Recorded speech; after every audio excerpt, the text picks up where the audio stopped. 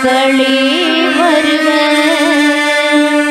திருப்பலி காணவே வருகவென்றழைத்தோம். திருப்பலி காணவே வருகவென்றழைத்தோம். இறை மக்களே வருக, இறை மக்களே வருக.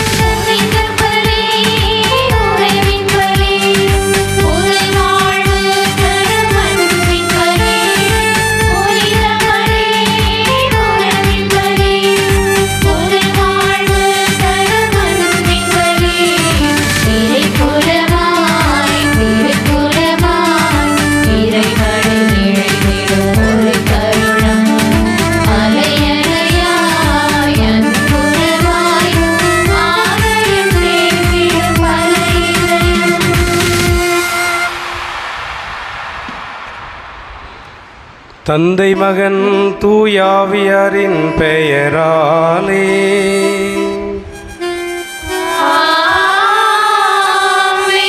நம் ஆண்டவராகிய இயேசு கிறிஸ்துவின் அருளும் கடவுளின் அன்பும் தூயாவியாரின் நட்புறவும் உங்கள் அனைவரோடும் இருப்பதாக.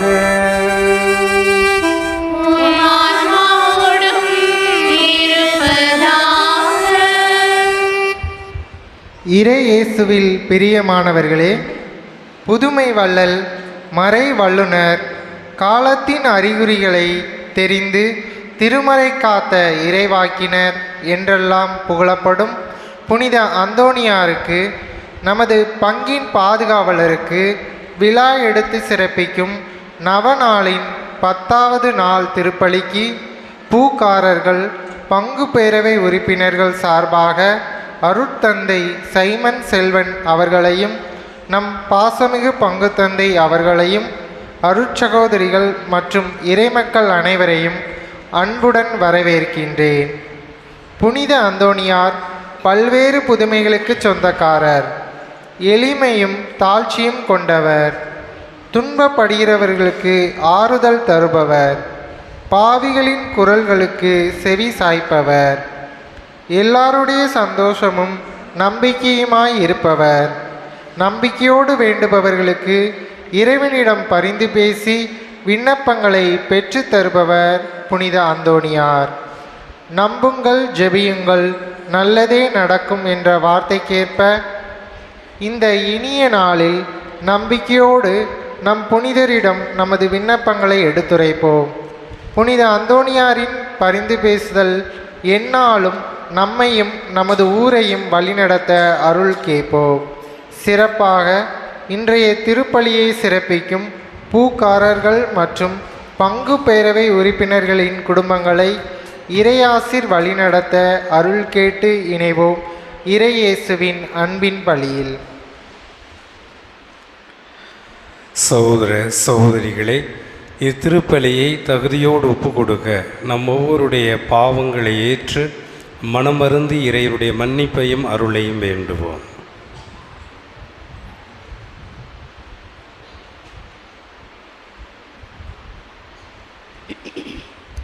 எல்லாம் அல்ல இறைவனிடமும் சகோதர சகோதரிகளிடமும் நான் பாவியனை ஏற்றுக்கொள்கிறேன்.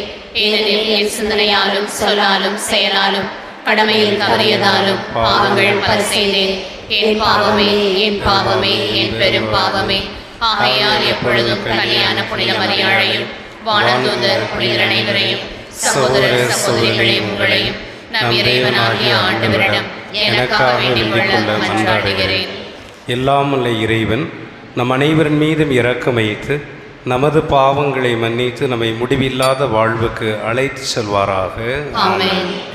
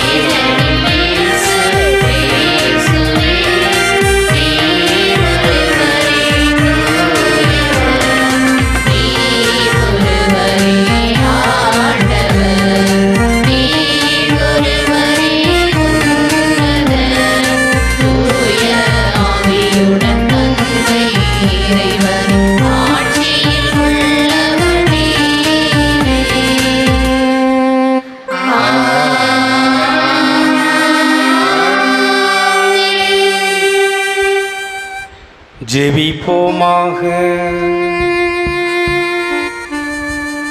என்றென்றும் உள்ள எல்லாம் வல்ல இறைவா, புனித அந்தோணியாரை தலை சிறந்த போதகராகவும் எங்கள் தேவைகளில் பரிந்து பேசுவராகவும் மக்களாகி எங்களுக்கு வழங்கியுள்ளீரே. அதனால் அவரது உதவியால் நாங்கள் கிறிஸ்தவ வாழ்வின் நெறிகளை கடைபிடிக்கவும் எங்களுக்கு நேரிடும் இன்னல்களில் எல்லாம் உமது உதவியை கண்டுணரவும் செய்வீராக. உம்மோடு பரிசுத்த ஆவியின் ஐக்கியத்தில் இறைவனாய் என்றென்றும் வாழ்ந்து ஆட்சி செய்கின்ற எங்கள் ஆண்டவரும் உம் திருமகனுமாகிய இயேசு கிறிஸ்து வழியாக உம்மை மன்றாடுகின்றோம்.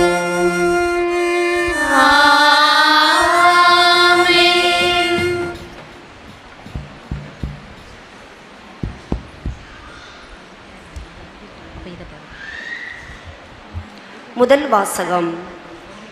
கடவுள் தாவீது வழிமரபிலிருந்தே இயேசு என்னும் மீட்பர் தோன்றச் செய்தார். திருத்தூதர் பணிகள் நூலிலிருந்து வாசகம். அதிகாரம் 13, இறை வார்த்தைகள் 13 முதல் 25 முடிய. திருத்தூதர் பணிகள் நூலிலிருந்து வாசகம். அதிகாரம் 13, இறை வார்த்தைகள் 13 முதல் 25 முடிய. சகோதர சகோதரிகளே, பவுலும் அவரோடு இருந்தவர்களும் பாப்போவிலிருந்து கப்பலேறி பம்பிலியாவில் உள்ள பெருகை நகருக்கு வந்தார்கள். அங்கே யோவான் அவர்களை விட்டு அகன்று எருசலேமுக்கு திரும்பினார். அவர்கள் பெருகையிலிருந்து புறப்பட்டு சென்று பிசிதிலியாவில் உள்ள அந்தியோக்கியாவை அடைந்தார்கள். ஓய்வு நாளன்று அவர்கள் தொழுகை கூடத்திற்கு சென்று அங்கு அமர்ந்திருந்தார்கள். திருச்சட்டமும் இறைவாக்கினர் நூல்களும் வாசித்து முடித்த பின் தொழுகை கூட தலைவர்கள் அவர்களிடம் ஆள் அனுப்பி, சகோதரரே, உங்களுள் யாராவது மக்களுக்கு அறிவுரை கூறுவதாயிருந்தால் கூறலாம் என்று கேட்டுக்கொண்டார்கள். அப்போது பவுல் எழுந்து கையால் சைகை காட்டிவிட்டு கூறியது, இஸ்ரேல் மக்களே, கடவுளுக்கு அஞ்சுவோரே, கேளுங்கள். இந்த இஸ்ரேல் மக்களின் கடவுள் நம்முடைய மூதாதையரை தேர்ந்தெடுத்தார். அவர்கள் எகிப்து நாட்டில் அந்நியர்களாக தங்கியிருந்த போது அவர்களை ஒரு பெரிய மக்களினமாக்கினார். பின்பு அவர் தம் தோள் வலிமையை காட்டி அவர்களை அந்த நாட்டை விட்டு வெளியே அழைத்து கொண்டு வந்தார். 40 ஆண்டு காலமாய் பாலை நிலத்தில் அவர்களிடம் மிகுந்த பொறுமை காட்டினார். அவர் கானான் நாட்டின் மீது 7 மக்களினங்களை அழித்து அவர்கள் நாட்டை இவர்களுக்கு ஏறக்குறைய 450 ஆண்டுகள் உரிமை சொத்தாக அளித்தார். அதன் பின்பு இறைவாக்கினர் சாமுவேலின் காலம் வரை அவர்களுக்கு நீதி தலைவர்களை அளித்தார். பின்பு அவர்கள் தங்களுக்கு ஓர் அரசர் வேண்டும் என்று கேட்டார்கள். கடவுள் கீசு என்பவரின் மகனான சவுல் என்பவரை அவர்களுக்கு அரசராக கொடுத்தார்.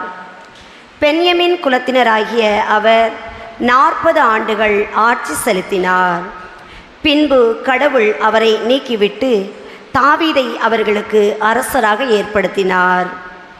அவரை குறித்து, ஈசாயின் மகனான தாவீதை என் இதயத்துக்கு உகந்தவனாக கண்டேன், என் விருப்பம் அனைத்தையும் அவன் நிறைவேற்றுவான் என்று சான்று பகர்ந்தார்.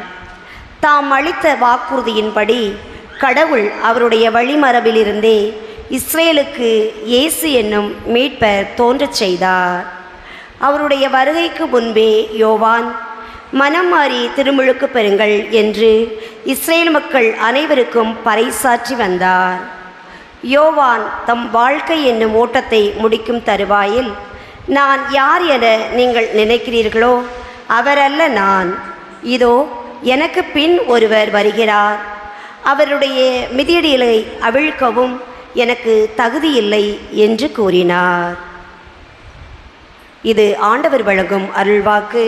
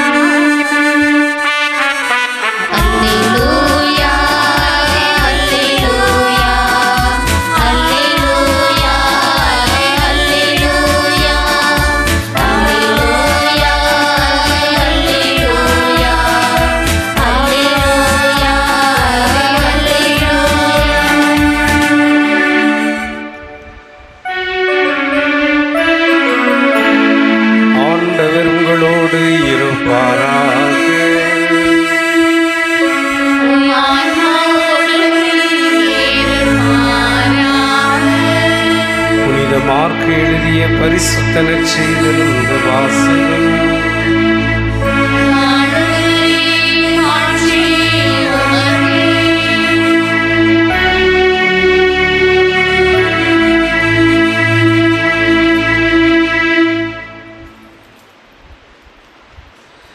அதிகாரம் 16, இறை வசனங்கள் 15 முதல் 17 வரை. இயேசு அவர்களை நோக்கி, உலகெங்கும் சென்று படைப்பிற்கெல்லாம் நற்செய்தியை பறைசாற்றுங்கள். நம்பிக்கை கொண்டு திருமுழுக்கு பெறுவோர் மீட்பு பெறுவர், நம்பிக்கையற்றவர்களோ தண்டனை தீர்ப்பு பெறுவர். நம்பிக்கை கொண்டோர் பின்வரும் அருமடையாளங்களை செய்வர். அவர்கள் என் பெயரால் பேய்களை ஓட்டுவர், புதிய மொழிகளை பேசுவர், பாம்புகளை தம் கையால் பிடிப்பர், கொல்லும் நஞ்சை குடித்தாலும் அது அவர்களுக்கு தீங்கு இழைக்காது. அவர்கள் உடல்நலமற்றோர் மீது கைகளை வைக்க அவர்கள் குணமடைவர் என்று கூறினார். இது கிறிஸ்துவின் நற்செய்தி.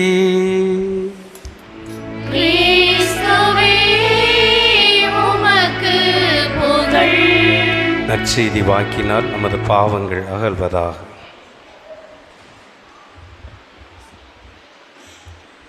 கிறிஸ்து இயேசுவில் பிரியமான சகோதர சகோதரிகளே, கோடி அற்புதர் புனித அந்தோனியாருடைய அன்பு பக்தர்களே, இந்த திருவிழா காலம் உங்கள் அனைவருக்குமே ஒரு மகிழ்ச்சியின் காலம், உறவின் காலம், ஒரு சமூக விழாவாகவும் குடும்ப விழாவாகவும் இந்த திருநாட்கள் அமைவதைக் கண்டு நாம் மகிழ்கின்றோம். தொடக்கத்திலே ஒரு கேள்வியோடு நான் தொடங்க விரும்புகிறேன். பொதுவாகவே மே மாதம் என்றாலே மாம்பழ சீசன் என்று சொல்வார்கள். இப்போ மாம்பழ சீசனில் மாம்பழம் கிடைக்குதா கிடைக்கலையா சொல்லுங்க பார்ப்போம். மாம்பழம் கிடைக்குதா கிடைக்கலையா? கிடைக்குது. சரி, மனிதனுடைய வாழ்க்கையில் 2 முக்கியமான கருத்துக்கள் முக்கியம். முதலாவது சோசியல் அஸ்பெக்ட் என்று சொல்வார்கள், இன்னொன்று ஸ்பிரிச்சுவல் அஸ்பெக்ட், அதாவது சமூக கூறு, இன்னொன்று ஆன்மீக கூறு. அதாவது ஒரு மாம்பழத்தில் தோல் முக்கியம், அதைவிட முக்கியம் அதற்குள் இருக்கக்கூடிய சதை முக்கியம். நம்ம தோல் வேண்டாம் சொல்ல முடியாது, ஆனால் தோலை விட அதற்குள் இருக்கக்கூடிய சதை தான் மிக மிக முக்கியம். தோல் என்பது எதை சுட்டி காட்டுகிறது? திருவிழா என்றாலே எல்லா ஆலயங்களும் இன்றைக்கு நவீன உலகத்தில் போட்டி போட்டு கொண்டாடுறாங்க. அந்த கோயிலில் ஆடம்பரமாக வான வேடிக்கைகள், மேலதாளங்கள், வர்ணனங்கள் மற்றும் ஏராளமான வெடிகள், ஏராளமான அசனங்கள் எல்லாமே ஒருத்தருக்கு ஒருத்தர் போட்டி போட்டு வெளி அடையாளங்களாக செய்கிறார்கள். அது அவசியம்தான். அது ஒரு மாம்பழத்தினுடைய தோலை போன்றது. ஆனால் மாம்பழத்திற்குள் இருக்கக்கூடிய அந்த சதை தான் நாம் உண்கிறோம். மாம்பழத்தோல் வேண்டாம்னு யாரும் சொல்ல மாட்டோம், அதை வெட்டி எறிந்து விடுகிறோம். மாம்பழத்தோல் அதை பாதுகாக்கிறது, ஆனால் அந்த சதையை எடுத்து நாம் உண்கிறோம். அப்போ அந்த மாம்பழத்தினுடைய சதை என்பது என்ன? ஸ்பிரிச்சுவல் அஸ்பெக்ட், ஆன்மீக வாழ்வு. அதுதான் ஸ்பிரிச்சுவல் அஸ்பெக்ட் என்று சொல்லப்படுகிறது. அப்போ இந்த ஸ்பிரிச்சுவல் அஸ்பெக்ட், ஆன்மீக வாழ்வு என்பது என்ன? இந்த திருவிழா காலத்தில் நாம் எல்லாருமே எப்படி மாம்பழத்தினுடைய சதையை உண்கிறோமோ அந்த சதை போன்றது தான் ஆன்மீக வாழ்வு. அந்த ஆன்மீக வாழ்வு என்பது என்ன? திருவிழா காலத்தில் எல்லாரும் கடவுளின் அருகில் வர வேண்டும். இறை வார்த்தையை அதிகமாக புனித அந்தோனியாரை போல தாகத்தோடு வாசிக்க வேண்டும், கேட்க வேண்டும், அறிவிக்க வேண்டும். அதே சமயத்தில் கடவுளோடு நெருங்கிய ஒப்புரவாக வேண்டும். கடவுளுக்கு எதிராக நாம் செய்த பாவங்கள், தவறுகள் எல்லாம் ஒப்புரவாகணும். அதை தொடர்ந்து மனிதர்களோடு இருக்கக்கூடிய பகைகள், வேறுபாடுகள், நம்மகிட்ட இருக்கக்கூடிய சண்டைகள், போட்டிகள் எல்லாம் உடைச்சி எறிஞ்சிட்டு இந்த திருவிழா காலத்தில் கடவுளோடு ஒப்புரவாகணும், ஐக்கியமாகணும். சக மனிதர்களோடும் அன்போடும் உறவோடும் மன்னித்தலிலும் உறவுகளிலும் நாம் புதுப்பித்து கொண்டு வாழ்வது தான் இந்த மாம்பழத்துடைய சதையை உண்பது. இப்போ நீங்கள் சொல்லுங்கள் பார்ப்போம், வெளி அடையாளம் தோல் முக்கியமா சதை முக்கியமா? சொல்லுங்கள் பார்ப்போம். அப்போது வான வேடிக்கை, அதே சமயத்தில் மேலதாளங்கள், அசனங்கள் எல்லாமே ஒரு மாம்பழத்தினுடைய தோலை போன்றது. அது ஒரு சமூக பகுப்பாய்வு போன்றது. ஆனால் ஆன்மீக வாழ்வு என்பது கடவுளின் அருகில் கடவுளுக்கு நெருக்கமாக வாழ்ந்து, கடவுளுடைய வார்த்தையை தாகத்தோடு கேட்டு, கடவுளுடைய வார்த்தையை தியானிப்பது, மன்னிப்பதிலும் ஒருவரோடு ஒருவர் ஒப்புரவாகுவதிலும் நம்முடைய அன்பை சமூக வாழ்வில், குடும்ப வாழ்வில் புதுப்பித்து கொள்வது தான் இந்த ஆன்மீக வாழ்வு. இதுதான் மாம்பழத்தினுடைய சதை பகுதியாக நாம் எடுத்துக்கொள்ள வேண்டும். அதைத்தான் இந்த நாளிலே நாம் சிறப்பாக உணர அழைக்கப்படுகிறோம். அன்பிற்குரியவர்களே, கோடி அற்புதர் புனித அந்தோணியாரை பற்றி நிறைய நாம் சொல்லலாம். நம்முடைய பங்கு தந்தை அவர்கள் எங்கள் சந்தோஷமும் நம்பிக்கையும் பாக்கியம் நீரல்லவோ என்ற ஒரு கருத்தை இன்றைய நாளில் சிந்திக்க அழைப்பு கொடுத்துருக்கிறார். இன்றைக்கி நம்ம பார்க்குறோம், கடலில் நிறைய மழை துளிகள் விழுகிறது. ஆனால் அது கடலோடு கரைந்து போகிறது. ஆனால் ஒரு தாமரையினுடைய இலையில் ஒரு துளி மழை துளி விழுந்தால் அது துண்டாக தெரியும். ரெண்டுக்கு வித்தியாசம் இருக்கு இல்லையா? மழை துளிகள் கடலில் விழுந்தாச்சு சொன்னால் கடலும் தெரியாது, மழை துளியும் தெரியாது, கரைந்து போய். இன்றைக்கி எத்தனையோ மனிதர்கள் வாழ்கிறார்கள், அடையாளம் தெரியாமல் போகிறார்கள். ஆனால் ஒரு தாமரையினுடைய இலையில் விழக்கூடிய தண்ணீரானது அது வெண்மையாக வைரம் போல் ஜொலித்து கொண்டிருக்கும். அதுபோலதான் ஒரு தாமரை இலையில் விழுந்த மலைத்துளியைப் போலதான் கோடி அற்புதர் புனித அந்தோணியார் வைரமாக ஜொலித்து கொண்டிருக்கிறார். அவர் நமக்கு நம்பிக்கை ஊட்டுபவராகவும், நம் அனைவருக்கும் சந்தோஷத்தை அளிப்பவராகவும், நம் அனைவருக்கும் பாக்கியமாக இருக்கக்கூடிய வைரமாக ஒரு மலைத்துளி எப்படி அந்த தாமரை இலையில் ஜொலித்து கொண்டிருக்கிறதோ அது கரைந்து போவதில்லை, அடையாளம் தெரியாமல் போவதில்லை. அந்த தாமரையில் இருக்கக்கூடிய அந்த ஒரு துளி நீர் வைரமாக ஜொலிப்பது போல இன்றைக்கு நம்பிக்கையின் ஒளியாக கோடி அற்புதர் புனித அந்தோணியார் உலகம் முழுவதும் வாழ்கிற மக்களுக்கு அவர் நம்பிக்கையின் ஒளியாக ஜொலித்து கொண்டிருக்கிறார் என்பதைத்தான் நாம் இந்த நாளிலே சிந்திக்க அழைக்கப்படுகிறோம். அன்பார்ந்தவர்களே, நம்முடைய திருச்சபையில் செவ்வாய்க்கிழமை என்றாலே எல்லாருக்கும் பிடிக்கும். ஏன் பிடிக்கும் சொல்லுங்க பார்ப்போம். உங்கள் ஊர் கோயிலே அதுதான். செவ்வாய்க்கிழமை என்றாலே உங்களுக்கு ரொம்ப பிடிக்கும். ஏன் தெரியுமா? ஏன்னு சொல்லுங்க பார்ப்போம். அந்தோணியார் நாள். யார் நம்ம மட்டும் சொல்ல மாட்டோம். நம்ம ஊரில் இருக்கக்கூடிய பிற மதத்தை சார்ந்தவளாக இருந்தால் எல்லாருமே செவ்வாய்க்கிழமை அப்படின்னாலே எல்லாருக்கும் பிடிக்கும். நான் இருக்கக்கூடிய ஆலயத்திலும் சரி, பல இடங்களில் இருக்கக்கூடிய அந்தோணியார் ஆலயத்தை பார்க்குறேன். செவ்வாய்க்கிழமை அப்படின்னாலே நிறைய பேர் அந்தோணியார் கோயில் எங்கன்னு ஓடுவாங்க. ஓடி போய் என்ன செய்வாங்க? மெழுகுதிரி பொருத்துவாங்க, முழந்தால் படி போடுவாங்க, ஜெபிப்பாங்க, விண்ணப்பத்தை வைப்பாங்க, காணிக்கை போடுவாங்க. அல்லது மத்தியானம் திருப்பலி இருந்தால் எல்லா வேலையும் போட்டுட்டு போயிடுவாங்க. சாயங்காலம் திருப்பலி அப்படின்னு சொன்னால் அந்த அந்தோணியார் கோயிலில் போய் நான் போய் உட்கார்ந்தேன், நான் ஜெபம் பண்ணேன். அந்த அந்தோணியார் கோயிலுக்கு ஒரு வாரம் போகலைன்னா என் மனசே கஷ்டமாக இருக்குது, என் மனசே வேதனையாக இருக்குது. ஒரு காரியம் நடக்கலையோ அந்த செவ்வாய்க்கிழமை அந்தோணியார் கோயிலுக்கு போய் அங்கே திருப்பலி கண்டு தீர்த்தம் தெளிச்சுட்டு வந்தால் பிறகு ஏதோ மனசில் இருக்கக்கூடிய பயம் பாரம் இறங்கி இருக்கிறது போல் இருக்கிறேன்னு சொல்லி நூற்றுக்கணக்கான மக்கள் சொல்லியிருக்கதை நான் பார்த்துருக்கிறேன். அப்போ செவ்வாய்க்கிழமைனாலே எல்லா மக்களையும், நோயாளர்களையும், பிணியாளர்களையும், கடன் பாரத்தில் இருப்பவர்களையும், குடும்பத்தில் பிரச்சனை எல்லா மக்களையும் கவர்ந்து இழுக்கக்கூடிய ஒரு மாபெரும் புனிதராக இருக்கிறார். அதனால தான் அந்த புனிதருக்கு பேர் கோடி அற்புதர் புனித அந்தோணியார் அப்படிங்கிறோம். எத்தனையோ புனிதர்கள் இருக்கிறாங்க. அந்த புனிதர்களை விட இவருக்கு மட்டும் கோடி அற்புதர்னு சொல்வது காரணம் என்ன அப்படின்னா, அவர் நடக்கும்போதும் புதுமை நடந்தது, அமர்ந்திருக்கும் போதும் புதுமை நடந்தது, வேலை செய்யும் போதும் புதுமை நடந்தது, அவர் போதித்து கொண்டிருக்கும் போதும் புதுமை நடந்தது, திருப்பலி நிறைவேற்றும் போதும் புதுமை நடந்து கொண்டிருந்தது. அவர் எல்லா இடங்களிலும் புதுமை செய்வதற்கே தடை செய்யப்பட்டிருந்தார் அவருடைய மேலாளர்கள் வழியாக. அந்த அளவுக்கு எப்போதும் 24 மணி நேரமும் கணக்கற்ற புதுமைகளும் எண்ணற்ற புதுமைகளும் அவர் வாழ்ந்த காலத்தில் நடந்தது, அவர் இறந்தவுடன் கல்லறையிலும் நடந்தது. இன்றைக்கு உலகம் முழுவதும் அவர் இறந்த 800 ஆண்டுகளுக்கு இன்னும் உலகம் முழுவதும் கோடி அற்புத புனித அந்தோணியார் பெயரில் எண்ணற்ற புதுமைகள் நடந்து கொண்டு இருப்பதை நாம் பார்க்கிறோம். அதனால தான் கோடி அற்புதர் புனித அந்தோனியார்னு சொல்கிறோம். அவர் லிஸ்பன் நகர் லில்லி மலர்ன்னு சொல்கிறோம். அவருக்கு பல பெயர்கள் கொடுக்கப்பட்டிருப்பதை பார்க்குறோம்.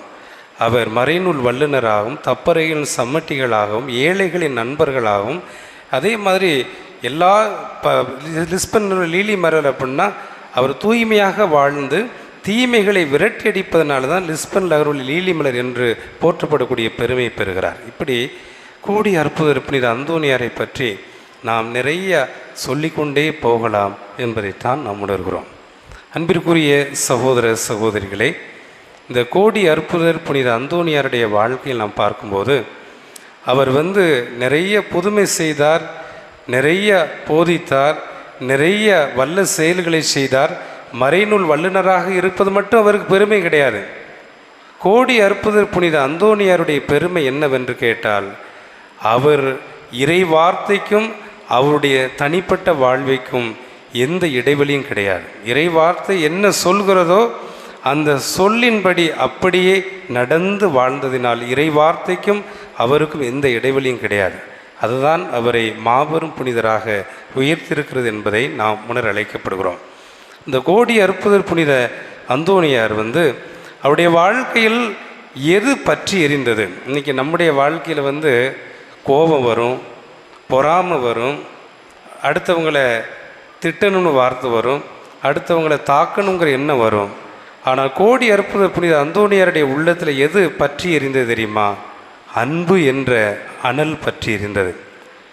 அவருடைய உள்ளத்தில் பரிசுத்தம் என்ற அந்த எண்ணம் பற்றி எரிந்தது, கற்பு பற்றி எரிந்தது, ஏழ்மை பற்றி எரிந்தது, தாழ்ச்சி பற்றி எரிந்தது, ஏழைகளுக்கு உதவ வேண்டும் என்ற எண்ணம் பற்றி எரிந்தது. அதனால தான் இன்றைக்கு உலகத்திற்குரிய எல்லா மக்களையும் கவர்ந்து இழுக்கக்கூடிய ஒரு மாபெரும் புனிதராக இருக்கிறார். இக்கோடி அற்புதர் புனித அந்தோனியார் இன்னைக்கு உயர்ந்திருக்கிறார் என்றால் நான் அவரை கண்டது ரெண்டே தான். ஒன்று அவருடைய தாழ்ச்சி, இன்னொன்று அவருக்கு இருந்த நற்கருணை பக்தி. இந்த ரெண்டும் தான், அதை வைத்து தான் இன்னைக்கு பல புதுமைகளை அவர் செய்து கொண்டு இருக்கிறார்.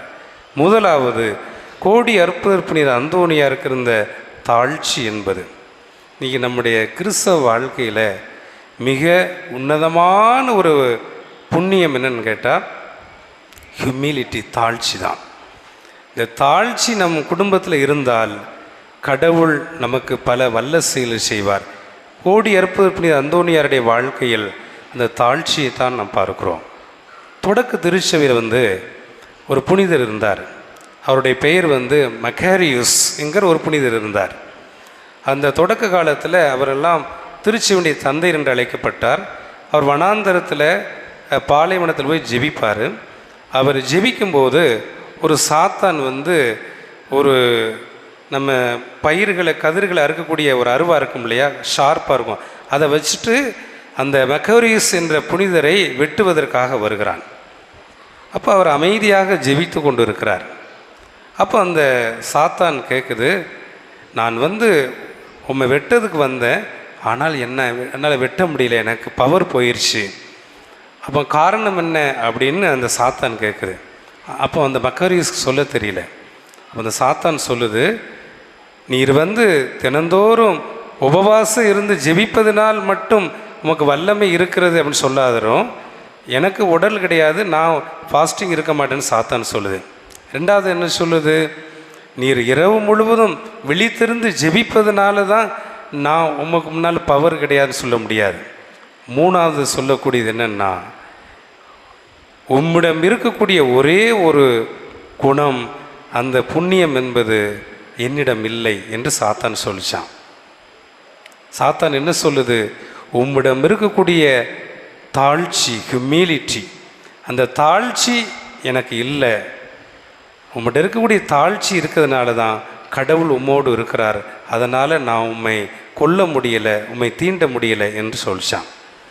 கோடி அற்புதர் புனித அந்தோனியாருடைய வாழ்க்கையில் அவரை மாபெரும் புனிதராக உயர்த்தியது இந்த தாழ்ச்சி தான். அவர் மிகப்பெரிய போதகர், மிகப்பெரிய மறைநூல் வல்லுனர், ஆயிரக்கணக்கான புதுமை செய்கிறார் என்று அவர் ஒருபோதும் அவர் பெருமையாக நினைக்கல.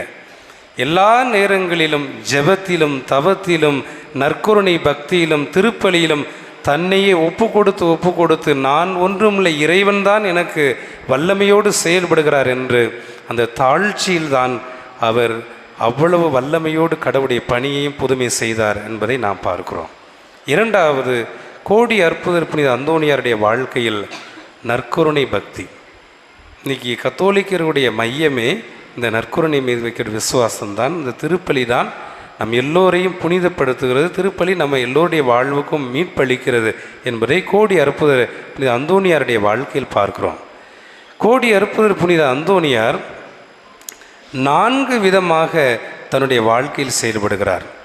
நீங்களும் இதை உணரும்போது உங்களுடைய வாழ்க்கையிலும் இது ஒரு அளப்பரிய ஒரு சிந்தனையை தூண்டும். நம்ம முதல்ல கோடி அற்புதர் புனித அந்தோணியார் யாருடைய வார்த்தையை கேட்டார் சொல்லுங்க பார்ப்போம். முதல்ல காலையில் எந்திரிச்ச உடனே யாருடைய வார்த்தையை கேட்டார் சொல்ல மாட்டேங்க. அவர் எந்திரிச்ச உடனே அவருடைய காதில் கேட்டது கடவுளுடைய வார்த்தை மட்டும்தான். இன்னைக்கு எத்தனை பேர் காலையில் எந்திரிச்ச உடனே செல்ஃபோனில் யாராவது பேச மாட்டாங்களா, நமக்கு நெருங்கினவங்க ஏதாவது நல்ல வார்த்தை சொல்ல மாட்டாங்களா என்று நாம் யாருடைய வார்த்தையால் கேட்க காலையில் எழுந்தவுடன் காத்திருக்கிறோம். கோடி அற்புதர் புனித அந்தோணியார் எழுந்தவுடன் அவர் முதல்ல கேட்கக்கூடியது கடவுளுடைய வார்த்தை மட்டும்தான். இரண்டாவது, அவர் போய் அமரக்கூடிய முதல் இடம் எதுவாக இருக்கிறது? ஆலயம்தான் அவர் போகக்கூடிய முதல் இடமாக இருக்கு. வேறு எங்கேயும் போக மாட்டார். காலை எழுந்த உடனே அவர் போகக்கூடிய இடம் என்பது ஆலயம்தான். அப்போ மூன்றாவது, கோடி அற்புதர் புனித அந்தோணியார் அவர் சந்திக்கக்கூடிய நபர் யார் சொல்லுங்க பாப்போம். முதல்ல அவர் கேட்கறது இறை வார்த்தை. இரண்டாவது, அவர் போகக்கூடிய முதல் இடம் ஆலயம். மூன்றாவது, அவர் சந்திக்கக்கூடிய முதல் நபர் யார்? காலையில் நற்கருணை இருக்கக்கூடிய இயேசுவை. நான்காவது, அவர் உண்ணக்கூடிய முதல் உணவு எது சொல்லுங்க பார்ப்போம்? நற்கருணை. இதுதான் அவரை புனிதப்படுத்தியது, அவரை மிகப்பெரிய வல்லமையாக்கிறது. இன்றைக்கு நாமும் கோடி அற்புதர் புனித அந்தோணியாரை போல காலையில் எழுந்தவுடன் கடவுளுடைய வார்த்தையைத்தான் கேட்பேன், காலையில் எழுந்தவுடன் முதலில் ஆலயத்திற்கு தான் போவேன், காலையில் எழுந்தவுடன் நான் காண்கின்ற முதல் நபர் நற்கருணை இருக்கக்கூடிய இயேசுதான், நான் காலையில் அருந்தக்கூடிய முதல் உணவு இயேசுடைய திருவிருந்து நற்கருணை தான். இந்த வாழ்க்கையில் நீ வாழும்போது நீங்களும் கோடி அற்புதர் புனித அந்தோணியாரை போல அவருடைய வழித்தடத்தில் புனித வாழ்க்கை கடந்து வருகிறீர்கள் என்பதைத்தான் புனித அந்தோணியாருடைய வாழ்க்கையில் நாம் கற்றுக்கொள்கிறோம். அன்பிற்குரியவர்களே, கோடி அற்புதர் புனித அந்தோணியாரை இன்றைக்கி நிறைய பேர் கேட்கலாம். அதாவது கத்தோலிக்க சபையில் இவ்வளவு முக்கியத்துவம் கொடுக்குறாங்களே, கத்தோலிக்க சபையில் இவ்வளவு அவரை மகிமைப்படுத்துகிறாங்களே, புனிதர்கள்லாம் ஏன் திருச்சபையில் இவ்வளவு முக்கியத்துவம் கொடுக்குறாங்கன்னு சொல்லி பல பிரிவினை சபைகளும் மற்ற சபையில் நம்மளை ஏளனமாக சொல்லலாம். ஆனால் இறை வார்த்தை அதனுடைய ரெஃபரன்ஸ் என்ன சொல்லுது அப்படின்னு சொன்னால், கடவுளின் வல்லமையை பெற்றவர்கள் கடவுளுடைய ஆற்றலை வெளிப்படுத்துவார்கள் என்று சொல்லுகிறது. அதைத்தான் நாம் எடுத்து வாசிப்போம். கலாத்தியர்களை திரும்பும் 2ஆம் அதிகாரம் 20வது இறை வசனத்தில் என்ன போட்டிருக்கு வாசிங்க பார்ப்போம். கலாத்தியர்களை திருமுகம் 2வது அதிகாரம் 20வது வசனம் என்ன சொல்லுது? இனி வாழ்வது நான் அல்ல, என்னில் வாழ்பவர் கிறிஸ்துவே. அப்போ தூய சின்னப்பர் பவுலடியார் என்ன சொல்கிறாரு? நான் என்னுள் செயல்படுவதில்லை, என்னுடைய ஆற்றலும் என்னுடைய வல்லமையும் என்னுடைய கிரியையும் எல்லாம் என்னுடைய உடல் பொருள் ஆவி ஆன்மாவும் நான் கிடையாது, எனக்குள் இருந்து செயல்படுபவர் இயேசு கிறிஸ்துவே. அப்போ கோடி அற்புத புனித அந்தோணியார் இன்னைக்கு இவ்வளோ புதுமை செய்கிறாருன்னா கடவுள் அவரோடு இருக்கிறார், அவருக்குள் வாழ்கிற அந்த வல்லமையில் தான் அவர் செயல்படுகிறார் என்பதை விவிலியம் நமக்கு சுட்டி காட்டுகிறது. இன்னும் நாம் தொடர்ந்து வாசித்தால் யோவான் நற்செய்தி 14ஆம் அதிகாரம் 12வது இறை வசனத்தில் என்ன சொல்லியிருக்கு பாருங்கள். யோவான் நற்செய்தி 14ஆம் அதிகாரம் 12வது இறை வசனம், நான் செய்யும் செயல்களை என்னிடம் நம்பிக்கை கொள்வர். நான் செய்யும் செயல்னா இயேசு செய்யக்கூடிய செயல்கள். இயேசு என்னென்ன செஞ்சாரோ, பேயை ஓட்டினார், நோய்களை குணப்படுத்தினார், இறந்தவர்களுக்கு உயிர் கொடுத்தாரு, இன்னும் எத்தனையோ பேர் தொழுநோயை குணப்படுது. இந்த எல்லா சக்தியையும் அவரில் நம்பிக்கை கொள்பவரும் செய்வார். அதுக்கடுத்த வசனம் தான் ரொம்ப முக்கியமானது. ஏன்? அவற்றை விட பெரியவற்றை செய்வார். இன்னைக்கு கோடி அற்புத புனித அந்தோனியார் இன்னைக்கு ஏராளமான புதுமைகளை செய்கிறாருன்னு சொன்னால், ஆண்டவர் இயேசு அவருக்கு கொடுத்த வல்லமையினால், இறை வார்த்தையின் அடிப்படையில் அவர் மீது நம்பிக்கை கொண்டிருக்கிறவர் இயேசு செய்ததை விட இன்னைக்கு அவ்வளவு புதுமைகளை செய்து கொண்டிருக்கிறார் என்று சொன்னால், விவிலிய வார்த்தையின்படி கோடி அற்புத புனித அந்தோனியார் வல்ல பல செயல்களை செய்து கொண்டிருக்கிறார் என்பதை நாம் பார்க்கிறோம். விவிலியத்தில் நம்ம தொடர்ந்து நாம் வாசம் என்றால் 2 அரசராகமும் 13ஆம் அதிகாரம் 21வது வசனத்தில் நம்ம வாசிக்கிறோம். அங்கே என்ன எழுதப்பட்டிருக்கிறது? எலிசா என்ற தீர்க்கதரிசி இறைவாக்கினர் அவருடைய எலும்பு கொண்டு இறந்தவனுக்கு உயிர் கொடுக்கிறார். இன்றைக்கி நிறைய பேர் பெந்தகோஸ்தலர் சொல்லுவாங்க, ஏன் புனிதர்களுக்கு முக்கியத்துவம், கடவுள் எவ்வளோ வல்லமை அவருடைய இறை ஊழியர் கொடுக்கிறார் என்பதை பார்க்கிறோம். 2 அரசர் 13ஆம் அதிகாரம் 21வது வசனத்தில் என்ன போட்டிருக்குது?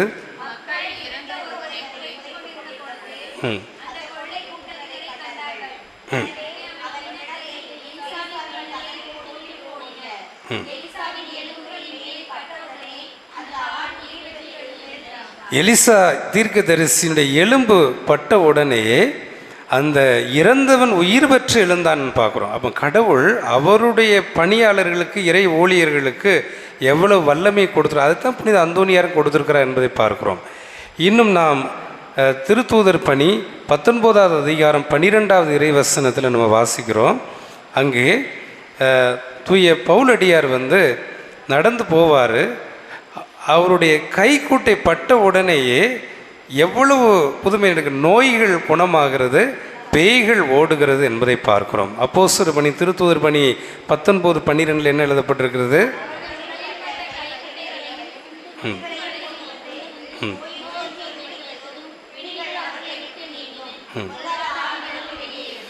அப்போ தூய பவுலடியார் போகும்போது அவருடைய கைக்குட்டை தான் படுது, அவர் கூட தொடலை.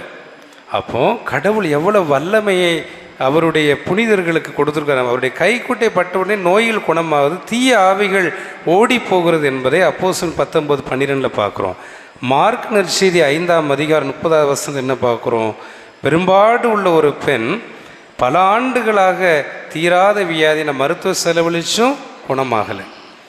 அப்போது அந்த கூட்டத்தில் இயேசுநாதரை தொடரக்கூட முடியலை. இயேசுநாதர் தொடணும்னு பக்கத்தில் வரல, இயேசுநாதர்கிட்ட கெஞ்சி கேட்கல, அவருடைய மேல் உடையை தொட்டால் போதும். 5:30 அப்படி தானே போட்டிருக்குது, அவருடைய மேலுடையை தொட்டால் போதும் நான் குணமாவேன் என்று சொல்லப்படுது. அப்போது ஒரு ஆடையிலேயே, புனிதருடைய ஆடையிலே இவ்வளவு வல்லமை இருக்குன்னு சொன்னால், அந்த வல்லமையெல்லாம் இறைமகன் இயேசு கோடி அற்புத புனித அந்தோனியாருக்கு தந்திருக்கிறார். அந்த வல்லமையினால்தான் இன்றைக்கும் எல்லா இடங்களிலும் புதுமைகள் செய்து கொண்டிருக்கிறார் என்பதை நாம் பார்க்கிறோம். அன்பிற்குரியவர்களே, நம்முடைய பாதுகாவலர் இன்றைக்கு எல்லா மக்களுக்கும் எல்லா சூழ்நிலையிலையும் பாதுகாப்பாக இருந்து கொண்டிருக்கிறார். இன்றைக்கி நம்ம புனித அந்தோனியாரை நம்பி நம்ம மன்றாடிட்டு போகும்போது நம்ம எவ்வளவோ இடங்களிலிருந்து நம்ம பாதுகாப்பு உணர முடியும். நம்முடைய பயணங்கள் நம்பிக்கையோடு போக முடியும். நம்முடைய பயணங்கள் சந்தோஷமாக அமையும். இன்றைக்கி எத்தனையோ நெருக்கடிகள், எத்தனையோ ஆபத்துக்கள், எத்தனையோ தீவினைகள், எத்தனையோ செய்வினைகள், எத்தனையோ நமக்கு எதிராக மந்திரவாதிகள் இருந்தாலும் அதெல்லாம் வீழ்த்த முடியாமல் புனித அந்தோனியார் நம்மை எல்லா நிலைகளிலும், நம்முடைய பயணங்களிலும் இல்லங்களிலும் பாதுகாத்து கொண்டிருப்பார். ஒரு முறை ஒரு நடந்த சம்பவத்தை பார்க்கிறோம். அதாவது இத்தாலியில் வெனிஸ் நோக்கி ஒரு கப்பல் போகுது. அந்த கப்பலில் ஒரு 25-30 இளைஞர்கள் என்ன செய்கிறாங்கன்னா, ஒரே பாட்டு பாடி ஆட்டம் போட்டுட்டு கூத்தாடிக்கிட்டு இருக்கிறாங்க. கொஞ்ச நேரம் கழித்து பார்த்தா அந்த கப்பல் கவலக்கூடிய அளவுக்கு புயல் காற்று பயங்கரமாக வீசுது. கப்பல் கொஞ்சம் நேரத்தில் அப்படி மூழ்கரும் போகக்கூடிய அளவுக்கு புயல் காற்று, யாரும் தடுக்க முடியாது, யாரும் உதவிக்கு வர முடியாது. அந்த நேரத்தில் குருவானவர் அங்கே பயணம் செஞ்சு சொல்கிறாரு, நீங்கள்லாம் செஞ்ச பாவத்துக்கு தான் இந்த கப்பல் கவிழப்போது, நம்ம சாக போகிறோம். ஆகையினால ஒவ்வொருத்தரும் பாவசிங்கத்தனம் பண்ணுங்கனாரு. எல்லாரும் பயந்து, உயிருக்கு பயந்து கப்பலிருந்து செத்துடக்கூடாதுன்னு சொல்லி பாவசிங்கம் பண்ணுறாங்க. ஆனால் அதன் பிறகு புனித அந்தோனியார் சொன்னார், எல்லாரும் எந்திரிங்க அப்படின்னார். எல்லா மக்களும் எந்திரிச்சாங்க.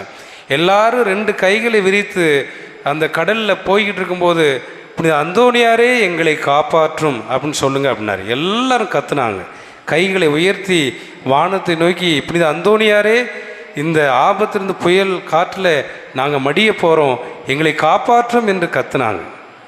அந்த நேரத்தில் அப்படியே அந்த புயல் காற்று அடங்கியது, அந்த பயணமானது பாதுகாப்பாக அமைந்தது. இதை போல தான் கோடி அற்புத புனித அந்தோணியார் நம்மை சுற்றி ஏராளமான செய்வினைகள் இருக்கலாம், பில்லி சுனியங்கள் இருக்கலாம், மந்திரவாதங்கள் இருக்கலாம், நம்மை சூழ்ந்து ஏராளமான பாவங்களும் நெருக்கடியும் சாபங்கள் இருக்கலாம், நம்மை வீழ்த்துகின்ற ஆபத்து விபத்துகள் இருக்கலாம். ஆனால் கோடி அற்புத புனித அந்தோணியாரிடம் நாம் நம்பிக்கையோடு மன்றாடும் போது அவர் நமக்காக பரிந்துரை செய்து எந்த ஆபத்துகள், எந்த இன்னல்கள், எந்த இடி மின்னல், எந்த விபத்துகள் இருந்தாலும் அவர் நம்மை காப்பாற்றுவார், பாதுகாப்பார் என்பதை இன்றைக்கி பல கோடான கோடி மக்கள் உணர்வதை நாம் கேட்பதை நாம் சொல்ல முடியும். அன்பிற்குரிய சகோதர சகோதரிகளை, ஒரு நிகழ்வு ஒன்றை படைத்தேன். அதில் ஒரு அரண்மனையில் அரச பாரம்பரியம், அவங்களுடைய முன்னோர்கள் மூதாதையர்கள் ஒரு மிகப்பெரிய ஒரு வைரக்கல் வச்சுருந்தாங்க. அந்த வைரக்கல் ஒரு பெட்டியில் அடைச்சி வச்சுருந்தாங்க. அந்த வைரக்கல் என்ன நினைவுன்னா, அதை காலங்காலமாக காப்பாற்றணும், பாதுகாக்கணும், அது முன்னோர்கள் விட்டுட்டு போன சொத்து அப்படின்னு சொல்லி அரண்மனையில் வச்சுருந்தாங்க. கொஞ்ச நாள் கழித்து பார்க்கும்போது அந்த வைரக்கல்லில் கீறல் விழுந்துருச்சு. கீறல் விழுந்த உடனேயே அந்த குடும்பமே அதை பார்த்து மனம் உடைஞ்சு போயிட்டாங்க. நம்முடைய முன்னோர்கள் கொடுத்த அந்த வைரக்கல் கீறல் விழுந்துருச்ச, அதை பார்க்கும்போது நமக்கு பரிதாபமாக இருக்க, இது எப்படி சரி செய்யன்னு சொல்லி அங்கே இருக்கக்கூடிய கொள்ளர்கள், அங்கே இருக்கக்கூடிய ஆசாரியமார் ஒவ்வொருத்தர்கிட்டையாக போய் கேட்காங்க. ஒவ்வொருத்தராக வராங்க, இந்த கல் சரி செய்ய முடியாது, இதை நாங்கள் ஒட்ட முடியாது, இதை அதை கீறிக்கிட்டே தான் போகும் அப்படின்னு சொல்லி நிறைய கொள்ளர்கள் ஆசாரிமார் சொல்லிக்கிட்டே இருந்தாங்க. அப்போ அந்த குடும்பத்திற்குரிய அரச பாரம்பரியத்தில் உள்ள குடும்பத்துக்கு ஒரே கவலை, யார் இதை சரி செய்வா, யார் இதை நிலையாக அதை சரி பண்ண முடியும் என்று யோசிக்கிறாங்க. அந்த நேரத்தில் ஒரு ஏழை கொள்ளர் அந்த தெருவழி நடந்து போகிறார். தெருவழி நடந்து போகிறவர் அவரை கூப்பிடுறாங்க, இந்த வைரக்கல் சரியாக்க முடியல, எத்தனையோ ஆசாரிமார் வந்துட்டாங்க, இதை சரி பண்ண முடியுமா அப்படின்னு சொல்லி தெருவோரம் போய்கிட்டு கூடிய அந்த கொள்ளர்கிட்ட கேட்குறாங்க, ஆசாரிகிட்ட கொடுங்க, நான் என்னால் முடிஞ்சதை பார்க்கேன் அப்படின்னாரு. அப்போ இந்த வைரக்கல் ரெண்டாக விலகி இருந்துச்சு, கீறல் விழுந்துருச்சு, பார்க்கவே ஒரு அலங்கோலமாக இருந்துச்சு. அப்போ அந்த ஏழை கொள்ளர் என்ன செஞ்சார்னா, அதை பார்த்து என்ன செய்யலாம்னு யோசித்தார். அந்த கீறலை எல்லாம் சரி செய்து அதில் அழகான ஒரு ரோஜாவுடைய தண்டு வரைந்து, அதில் ரோஜாவுடைய இலை வரைந்து, ஒரு ரோஜா மலரை மேலாக வரைந்து, அந்த கீறலை ரோஜாவுடைய தண்டாக மாற்றி, அந்த கீறலை அடையாளம் தெரியாமல் ஒரு ரோஜாவாக மாற்றிவிட்டார். இப்பொழுது அந்த வைரக்கல் கீறல் விழுந்த கல்லல்ல, அழகிய ரோஜாவாக அந்த வைரக்கல் ஜொலித்து கொண்டு இருக்கிறது. இதை நான் சொல்லும்போது உங்களுக்கு புரிஞ்சிருக்கும்.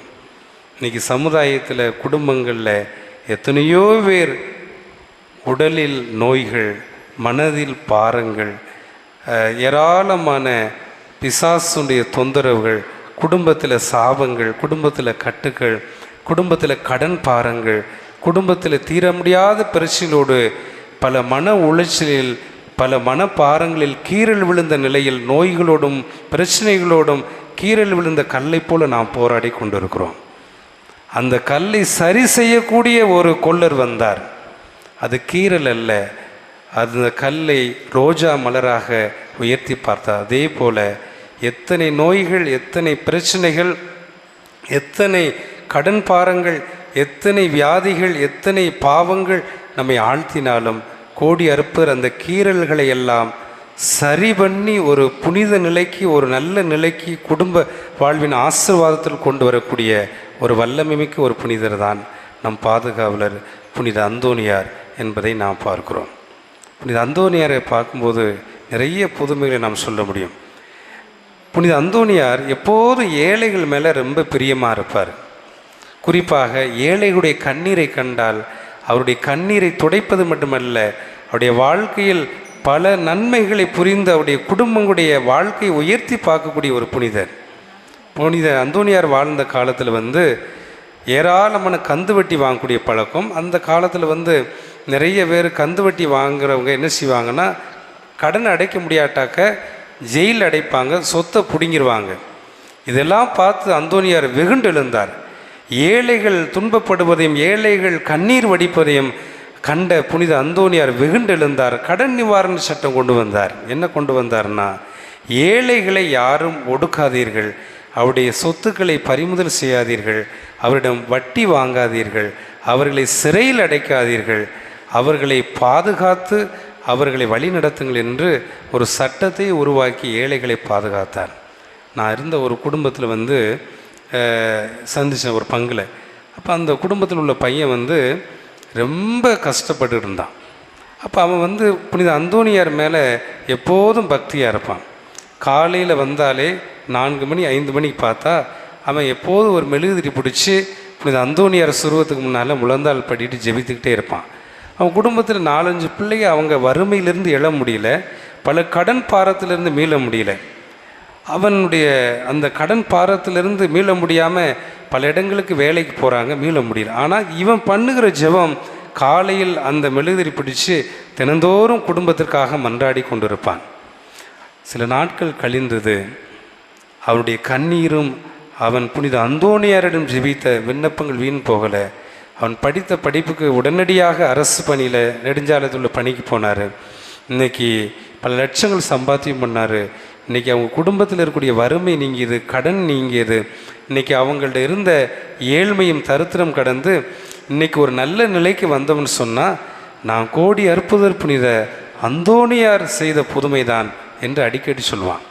அவனுடைய வாழ்க்கையில் பார்த்தா செவ்வாய்க்கிழமை அப்படின்னு சொன்னால் அவன் டியூட்டி இருந்தாலும் புனித அந்தோனியார் ஆலயத்துக்கு போக மறக்க மாட்டேன். ஏனென்றால் எங்களுடைய வறுமையும் எங்களுடைய கடன் பாரமும் இன்றைக்கி நீங்கி நாங்கள் நல்லா இருக்கோம்னா கோடி அற்புத புனித அந்தோனியார் செய்த புதுமை தான் என்று சொல்லுவாங்க. ஒரு ஆலயத்தில் நான் பார்க்கும்போது புனித அந்தோனியாருடைய அந்த சுருவத்து பக்கத்தில் ஒரு அம்மா ஒரு கடிதம் எழுதி வச்சுருந்தாங்க. என்ன கடிதம் அப்படின்னா, புனித அந்தோனியாரே, என்னுடைய கணவர் கேன்சர் நோயில் பாதிக்கப்பட்டிருக்கிறார். அவர் மருத்துவர் சொல்லிட்டாங்க அவரை குணமாக்க முடியாது அப்படின்னு சொன்னாங்க. எனக்கு 3 பிள்ளைங்க இருக்காங்க. இந்த பிள்ளைகளை வறுமையில் வளர்க்குறது கஷ்டம். புனித அந்தோனியாரே, நான் ஒரு பொருத்தனை செய்கிறேன். என்னுடைய திருமாங்கலியத்தை கழட்டி உம்முடைய பாதத்தில் வைக்கிறேன். என் கணவன் குணமாகும் வரை இந்த திருமாங்கலியம் என் கழுத்தில் இருக்காது, உம்முடைய பாதத்தில் இருக்கும். என் கணவன் மருத்துவர்கள் கைவிட்டு விட்டார்கள். ஆனால் நீர் உம்முடைய வல்லமையான பரிந்துரையினால் என் கணவனை இந்த கேன்சர் வியாதிந்து காப்பாற்று சொல்லி அவள் எழுதி வச்சிட்டான். திருமாங்கலியத்தையும் கழட்டி புனித அந்தோனியாருடைய சுருவத்தில் வச்சாச்சு. 1 மாதம் கடந்தது, 2 மாதம் கடந்தது. தினந்தோறும் அவள் கண்ணீர் சிந்தி அந்த ஆலயத்தை ஜெயிப்பாள். கழுத்தில் திருமாங்கலியம் கிடையாது. திருமாங்கலியம் அந்தோனியாருடைய சுருவத்தின் அடியில் நம்பிக்கையோடு வைத்தாள். சில மாதங்கள் கடந்த பிறகு மருத்துவ ஆராய்ச்சியை செய்தார்கள். அவர் குணமாக முடியாது, அவர் இறந்து போயிடுவான்னு சொன்ன டாக்டர்களை ஆச்சரியப்படக்கூடிய அளவுக்கு அவருடைய உடலில் புதிய செல்கள் வளர ஆரம்பித்து கேன்சர் நோயானது படிப்படியாக குறைந்து அவர் குணம் பெற்றார். அப்போ அந்த அம்மா என்ன சொன்னாங்க தெரியுமா, இந்த திருமாங்கலியம் அந்தோனியாருக்கு கொடுத்தது அந்தோனியாருக்கு தான். என் கணவர் இன்னைக்கு குணமாக இருக்கிறார் என்றால் மருத்துவர்கள் குணமாக்க முடியாத ஒரு நோயை கோடி அற்புத புனித அந்தோனியார் குணமாக்கிட்டார். என்னுடைய திருமாங்கலியம் பெருசு கிடையாது, அவர் குணம் கொடுத்தது தான் பெரிது என்று சொல்லி அந்த திருமாங்கலியத்தை அப்படியே அந்தோனியாருடைய காணிக்கப்பட்டியிலே நன்றி கடனாக செலுத்தியிருக்கிறார். இப்படி நிறைய புதுமைகளையும் நிறைய வல்லபெரும் அயல் செயல்களை நான் பார்க்கணும். நான் இருக்க பகுதியில் ஒருத்தர் அதிரசம் வித்துட்டு வருவார். அவர் பார்த்தீங்கன்னா ஒரு சிஎஸ்சி கிறிஸ்தவர், ஆனால் புனித அந்தோனியாருடைய பக்தர். அவர் சவப்பட்டியெல்லாம் செஞ்சாச்சு, அவர் சாகிறதுக்கு நெருக்கடி கொடுத்தாச்சு. அரசு ஆஸ்பத்திரியிலேருந்து அவருக்கு மருந்து மாத்திரையெல்லாம் இன்னும் எடுக்க முடியாது, அவர் குணம் பெற முடியாதுன்னு சொன்னாங்க. அவர் என்ன செஞ்சார் அப்படின்னு சொன்னால், புனித அந்தோனியார் மேலே பக்தி இருந்து அவர் ஓரிக்கு போனார். ஓரியில் போய் இவ்வளோ மாத்திரை கொடுத்துருந்தாங்க. புனித அந்தோனியாரே, இந்த கடலில் நான் வீசி எறிஞ்சிருந்தேன், இன்றைக்கி நான் குணம் பெற்றோம்னா நான் உம்மை மறக்க மாட்டேன், உமக்கு நான் ஊழியம் புரிவேன், 10ல் 1 தசம பாகத்தை அந்தோணியார் ஆலயத்துக்கு நான் கொடுப்பேன் என்று பொருத்தனை செய்தார். அப்போ அதனுடைய அடிப்படையில் பார்த்தீங்கன்னா இந்த மாத்திரை மருந்தெல்லாம் கடலில் வீசி எறிஞ்சிட்டு இன்றைக்கி பார்த்தீங்கன்னா இரவும் பகலும் அவர் வேலை செஞ்சுக்கிட்டு இருக்கிறாரு. அவர் உடம்பில் ஒரு வியாதி இல்லை. நான் இருக்க அந்தோணியார் கோயிலில் வந்து பார்த்தீங்கன்னா மழை பெஞ்சாலும் சரி, வெயில் அடித்தாலும் சரி, அந்த நடு ரோட்டில் 5 நிமிஷம் முழங்கால் படி போட்டுட்டு அதுக்கு பிறகு தான் வியாபாரத்துக்கு போவார். அப்போ சொல்லுவார், இந்த அந்தோணியார் உயிரோடு இருக்கிறார். நான் இன்றைக்கி உயிரோடு இருக்கிறேன்னு சொன்னால் இந்த அந்தோணியார் தான் காரணம். இன்றைக்கி நான் தொழில் செஞ்சு இன்றைக்கி நல்ல மகிழ்ச்சியோடு இருக்கிறேன், நம்பிக்கையோடு இருக்கிறேன்னு சொன்னால் அதற்கு ஒரே காரணம் கோடி அறுப்பு புனித அந்தோணியார். 10ல் ஒரு பாகம் தசம பாகத்தை புனித அந்தோணியார் கொடுப்பேன் பொருத்தனை செஞ்சேன். இன்றைக்கி என் நோய் குணமாயிடுச்சு. டாக்டர் கொடுக்குறது அந்தோணியார் கொடுக்க போகிறேன் அப்படின்னு சொன்னார். இன்றைக்கும் அவர் சந்தோஷமாக மகிழ்ச்சியோடு நம்பிக்கையோடு இருக்கிறார்னா அதுக்கு ஒரு கோடி அற்புத புனித அந்தோணியார் என்று சொல்கிறார். கிறிஸ்துவில் பிரியமான சகோதர சகோதரிகளே, நம்முடைய வாழ்க்கையில் புனித அந்தோணியாரை நாம் பின்பற்றுகிறோம், புனித அந்தோணியாருடைய புதுமைகளை நாம் பெறுகிறோம் என்று சொன்னால் கோடி அற்புத புனித அந்தோணியாரிடமிருந்த அந்த தாழ்ச்சி, கோடி அற்புத புனித அந்தோணியாரிடமிருந்த அந்த நற்கருணை மீது விசுவாசம், கோடி அற்புத புனித அந்தோணியாரிடமிருந்த அந்த புனித வாழ்க்கைக்கு நாம் கடந்து வருவோம். புனித அந்தோணியார் நம் இல்லங்களையும் நம் குடும்பங்களையும் ஆசீர்வதிப்பாராக. ஆமென். எல்லாரும் எழுந்தின்று நம்முடைய விண்ணப்பங்களை இறை நம்பிக்கையோடு ஆண்டவரோடு ஒப்பு கொடுப்போம்.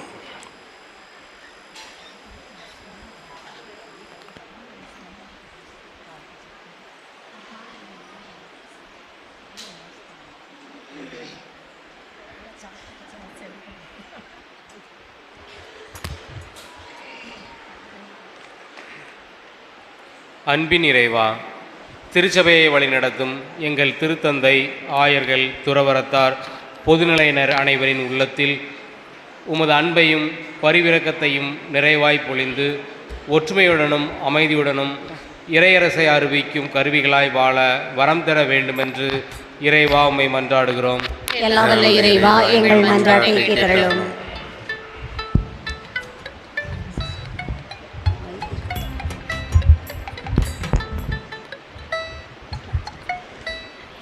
நிபந்தனையின்றி எம்மை அன்பு செய்யும் இறைவா, இந்திய எல்லையில் நடைபெறுகிற தீவிரவாத தாக்குதல்கள் முற்றிலும் ஒழிக்கப்படவும், இந்தியா பாகிஸ்தான் எல்லையில் நிலவுகிற போர் பதற்றங்கள் நீங்கி அமைதி திரும்பவும் வேண்டுமென்று இறைவா உம்மை மன்றாடுகிறோம்.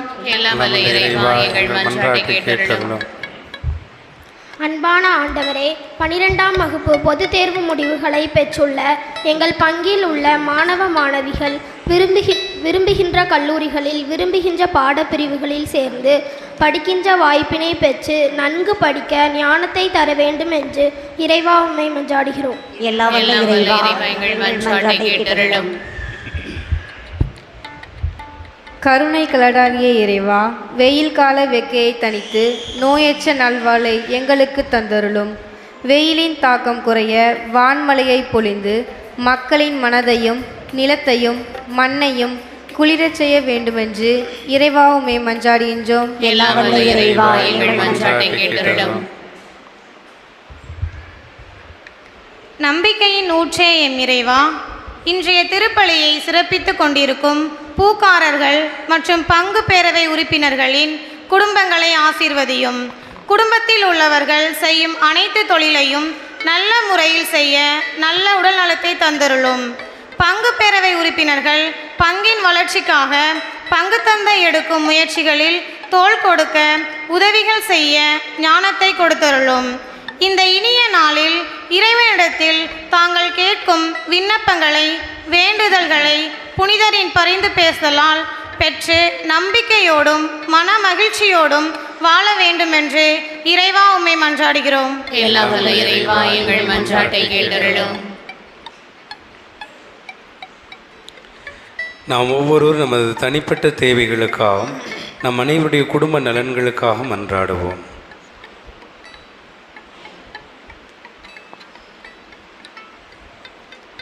எங்கள் விண்ணக தந்தை இறைவா, உமக்கு நன்றி செலுத்துகிறோமை வாழ்த்துகிறோம், போற்றுகிறோம். இந்த அருமையான நாட்களில் பங்கு தந்தையோடு இருந்து செயல்படக்கூடிய இறை மக்கள் இந்த திருவிழாவை மகிழ்ச்சியோடும் ஒற்றுமையோடும் நிறைந்த ஆசிரியரோடும் இந்த திருவிழா அமையும்படியாக மன்றாடுகிறோம். பள்ளி பருவத்தை முடித்திருக்கூடிய 12ஆம் வகுப்பு மாணவ மாணவியர் எதிர்கால வாழ்வு சிறக்கவும், இந்த பருவ ஆண்டில் நல்ல வான்மழை பெய்து விவசாயம் வளரவும், எல்லா குடும்பங்களிலும் புனித அந்தோனியாருடைய பரிந்துரையினால் இறை அமைதியும் மகிழ்ச்சியும் ஒற்றுமையும் உருவாகி கிறிஸ்தவ குடும்பத்திற்கு ஏற்ற சாட்சியுள்ள குடும்பங்களாக வாழ புனித அந்தோனியார் தொடர்ந்து எல்லா இல்லங்களையும் குடும்பங்களையும் பாதுகாக்க அவர் பரிந்துரையை நாடி மன்றாடுகிறோம். இந்த மன்றாட்டை எங்கள் ஆண்டவர் இயேசு கிறிஸ்து வழியாமை மன்றாடுகிறோம். ஆமென்.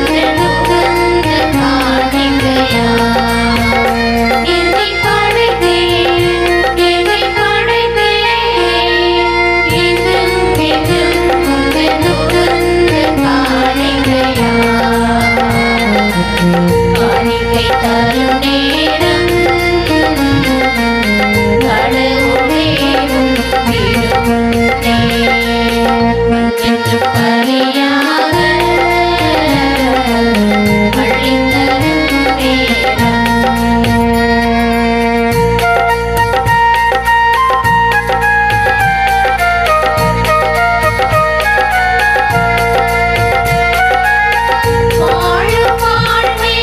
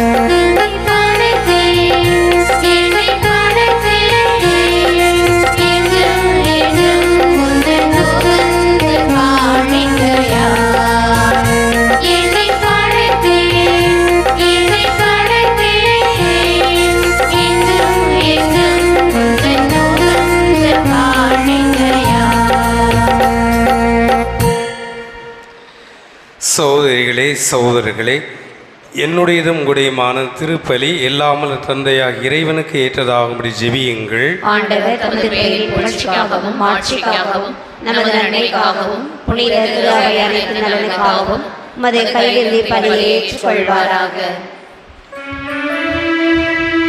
இறைவா, புனித அந்தோனியாருடைய விழாவில் நாங்கள் உடம் கனிந்து செலுத்தும் இப்பலி உமக்கு உகந்ததாய் இருப்பதாக அவரது அறிவுரைப்படி எங்களே முழுமையாக உமக்களித்து உம்மை போழ்ந்தேற்ற செய்தருள்வீராக. எங்கள் ஆண்டவராகிய கிறிஸ்து வழியாக உம்மை மன்றாடுகின்றோம்.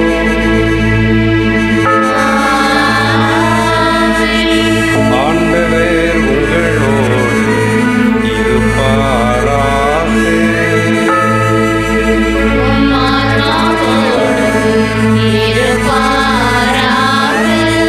இதயங்களை மேலே எழுப்புங்கள்.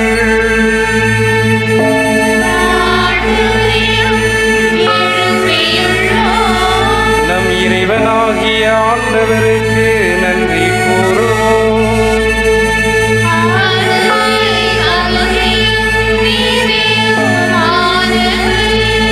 ஆண்டவரே, பரிசுத்த தந்தையே, என்றும் உள்ள எல்லாம் வல்ல இறைவா, எங்கள் ஆண்டவராகிய கிறிஸ்து வழியாக எந்நாளும் இவ்விடத்திலும் நாங்கள் உமக்கு நன்றி செலுத்துவது மெய்யாகவே தகுதியும் நீதியும் ஆகும்.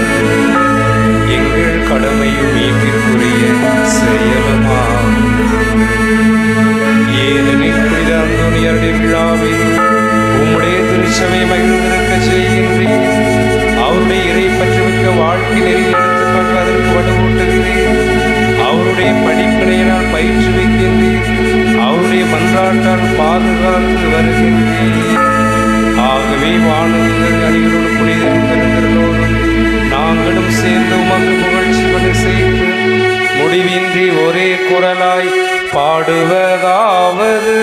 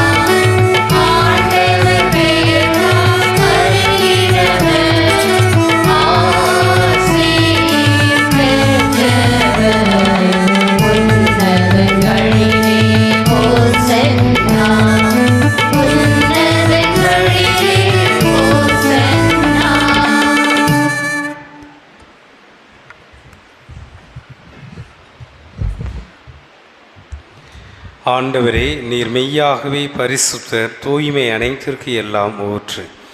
ஆகவே உமது பரிசுத்த ஆவியை பொழிந்து இக்காணிக்கைகளை தூய்மைப்படுத்த உம்மை பணிந்து வேண்டுகிறோம். இவ்வாறு உம்முடைய திருமகன் எங்கள் ஆண்டவர் இயேசு கிறிஸ்துடைய திரு உடலாகவும் திரு இரத்தமாகவும் எங்களுக்கு இவை மாறுவனவாக.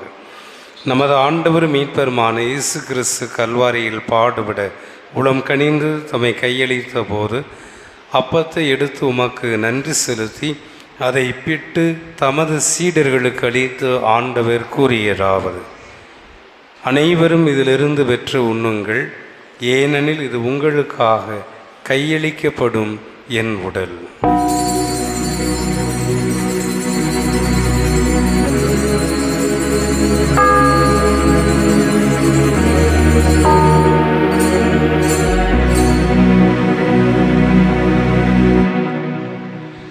அவ்வண்ணமே இரவிருந்தை அருந்திய பின் கிண்ணத்தை எடுத்து மீண்டும் உமக்கு நன்றி கூறி தம் சீடர்களுக்கு அளித்து ஆண்டவர் கூறியதாவது: அனைவரும் இதிலிருந்து பெற்று பருகுங்கள், ஏனெனில் இது புதிய நிலையான உடன்படிக்கைக்குரிய என் இரத்தத்தின் கிண்ணம். இது பாவ மன்னிப்பிற்கென்று உங்களுக்காகவும் பலருக்காம் சிந்தப்படும். இதை என் நினைவாக செய்யுங்கள்.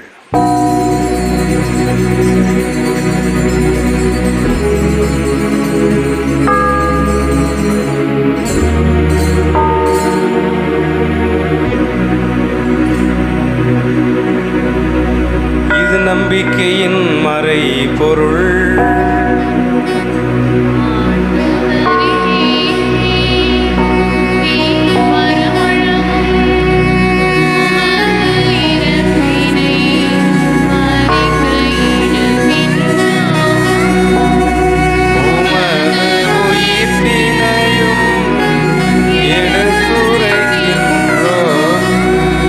ஆகவே ஆண்டவரே, நாங்கள் கிறிஸ்துவின் இறப்பினையும் உயிர்ப்பினையும் நினைவு கூர்ந்து வாழ்வு தருகின்ற மத அப்பத்தையும் மீட்பளிக்கும் கிண்ணத்தை உமக்கு நாங்கள் ஒப்பு கொடுக்கின்றோம். உம்முடைய திருமுன் நின்று உமக்கு ஊழியம் புரிய தகுந்தவரன் எங்களை ஏற்றுக்கொண்டீர். எனவே உமக்கு நாங்கள் நன்றி செலுத்துகின்றோம். மேலும் கிறிஸ்துவின் திரு உடலிலும் திரு இரத்தத்திலும் பங்கு கொள்ளும் எங்களை தூய ஆவியானவர் ஒன்று சேர்க்க வேண்டுமென உம்மை தாழ்மையுடன் மன்றாடுகிறோம்.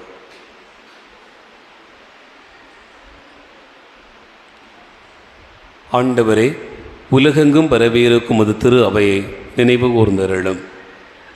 எங்கள் திருத்தந்தை 14ஆம் லியோ, எங்கள் ஆயர் அந்தோணிசாமி, எல்லா திருநிலையினர் ஆகிய அனைவரோடும் உமது திரு அவை அன்பில் நிறைவு பெறச் செய்தருளும்.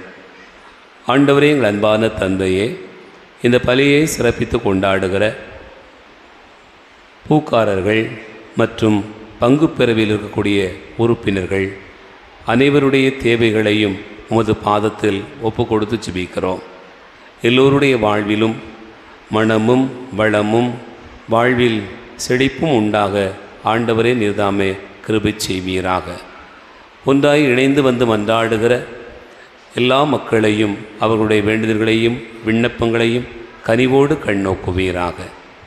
உயிர்த்தெழும் எதிர்நோக்கோடு துயில் கொள்கிற எங்கள் சகோதர சகோதரிகளையும் இறந்தோர் அனைவரையும் இரக்கத்தோடு நினைவு கூர்ந்து உமது திருமுக ஒளியினுள் ஏற்றருளும். எங்கள் அனைவர் மீதும் இரக்கமாயிரும். கடவுளின் கன்னித்தாயான புனித மரியா, அவருடைய கணவரான புனித யோசேப்பு, புனித திருத்தூதர்கள், எங்கள் பாதுகாவலர் கோடி அற்புதர் புனித அந்தோணியார், இன்னும் இவ்வுலகில் உமக்கு உகந்தவராய் இருந்தோர் ஆகிய புனிதர் அனைவுடனும் நாங்கள் நிலைவாழ்வில் பங்கு கொள்ளும் தகுதி பெற்று உம் திருமகன் இயேசு கிறிஸ்து வழியாக உம்மை புகழ்ந்தேத்து வரமருள உம்மை மன்றாடுகிறோம்.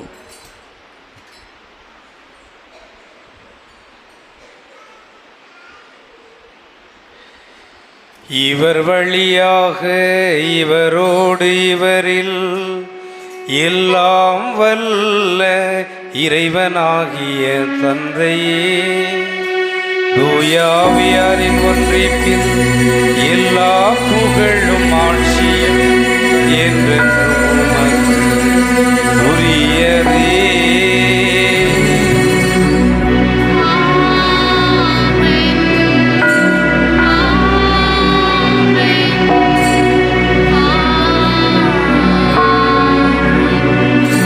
மீட்பரின் கட்டளையால் கற்பிக்கப்பட்டு தேவ படிப்பினையால் பயிற்சி பெற்ற நாம் துணிந்து பாடுவோம்.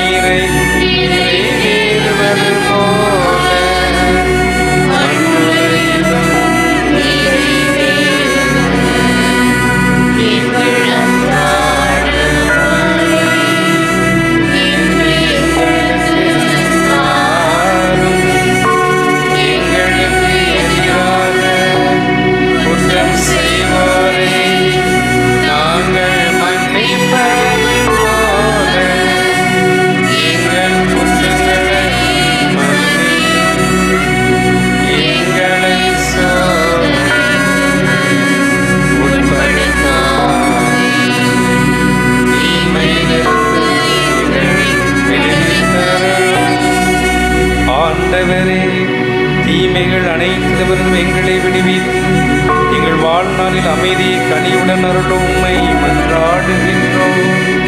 உமது இரக்கத்தின் உதவியினால் நாங்கள் பாவத்திலிருந்து எப்போதும் விடுதலை பெற்று யாதொரு கலக்கமும் இன்றி நலமாயிருப்போமாக. நாங்கள் எதிர்நோக்கி இருக்கும் பேரின்பத்திற்காகவும் என் மீட்பு மீட்பராகிய இயேசு கிறிஸ்து இரண்டாம் வருகைக்காகவும் காத்திருக்கின்றோம்.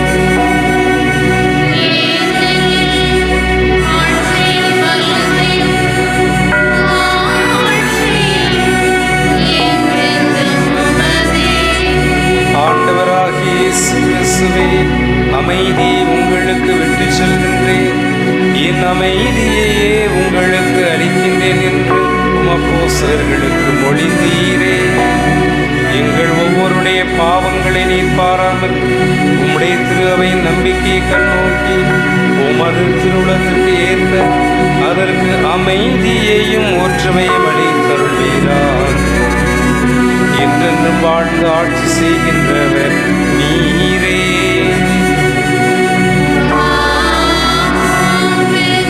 ஆண்டவருடைய அமைதி உங்கள் அனைவரோடும் என்றும் இருப்பதாக.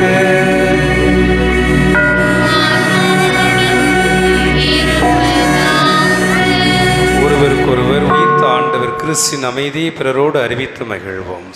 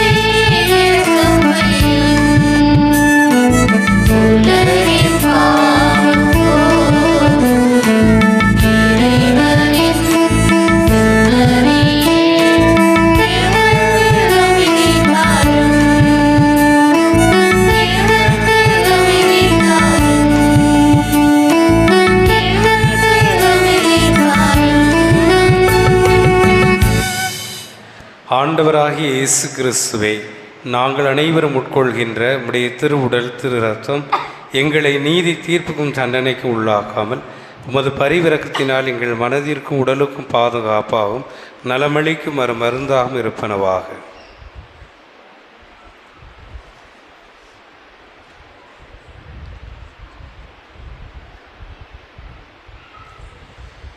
இதோ இறைவனின் செம்மறி, இவரே உலகின் பாவங்களை போக்குகிறவர். இந்த செம்மறியின் விருந்துக்கு அழைக்கப்பெற்ற நாம் அனைவருமே பேர் பெற்றோர். ஒரு வார்த்தை சொல்லிலும் எனது ஆன்மாவும் அடையும். கிறிஸ்துவின் திருவுடல் திரு ரத்தம் நம்மை காத்து நம் அனைவருக்கும் முடிவில்லாத வாழ்வளிப்பதாக. ஆமென்.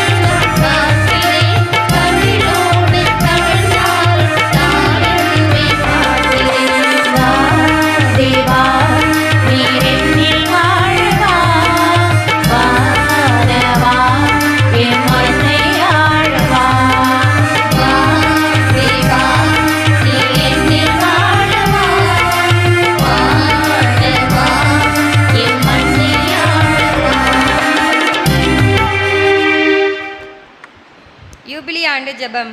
விண்ணக தந்தையே, விண்ணக தந்தையே, உம் திருமகனும் திருமகனும் எம் சகோதரருமான இயேசு கிறிஸ்துவில் நீர் எங்களுக்கு வழங்கிய இறை நம்பிக்கையும் தூய ஆவியாரால் எம் இதயங்களில் பற்றி எரியும் பிறரன்பு சுடரும் உமது அரசின் வருகைக்காக ஆசீர்வதிக்கப்பட்ட எதிர்நோக்கை எம்மில் மீண்டும் தட்டி எழுப்புவதாக. நற்செய்தியின் விதைகளை அயராமல் விதைப்பவர்களாக உமது அருள் எம்மை மாற்றுவதாக. அவ்விதைகள் மானுடத்திற்குள்ளும் பிரபஞ்சம் முழுவதிலும் மாற்றத்தை ஏற்படுத்தி தீமையின் ஆதிக்கம் மறைந்து உமது மாட்சி முடிவின்றி ஒளிரும்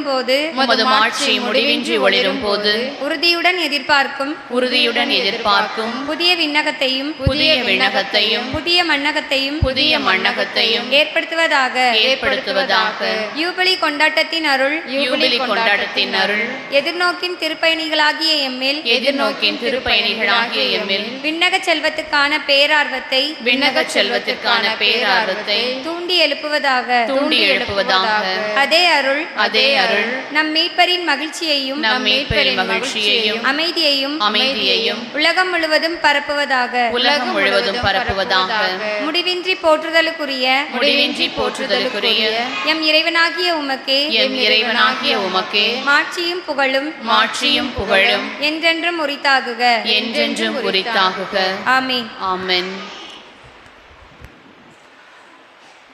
கோடி அற்புதர் புனித அந்தோணியாருடைய அன்பு நிறைந்த பிள்ளைகளே,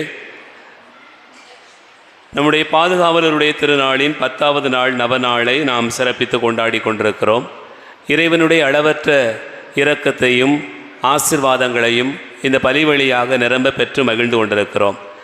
இறைவன் நம்மை எவ்வளவு அதிகமாய் அன்பு செய்கிறார் என்பதை ஒவ்வொரு நாளும் நாம் இந்த பலிகள் வழியாக அதிகமாய் உணர்ந்து கொண்டிருக்கிறோம்.